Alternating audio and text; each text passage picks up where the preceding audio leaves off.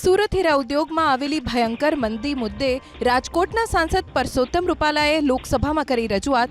પરસોત્તમ રૂપાલાએ લોકસભામાં કહ્યું કે સુરત ડાયમંડ સિટી તરીકે ઓળખાય છે, પરંતુ હાલમાં મંદીના કારણે રત્નકલાકારોની હાલત કફોડી બની છે।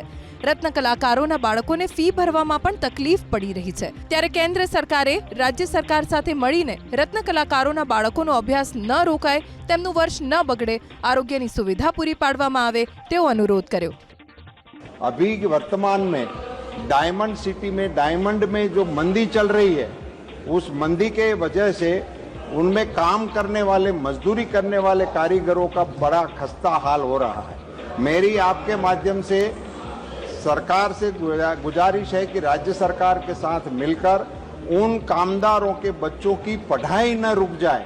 मंदी की वजह से उनके बच्चों को फीस भरने की दिक्कत आ रही है, उनका शारीरिक शैक्षणिक वर्ष ना बिगड़े, उसकी कोई व्यवस्था की जाए और उसको आरोग्य के लिए सुविधा मुहैया कराने का काम हो, ऐसा मेरा आपके माध्यम से सरकार को अनुरोध है।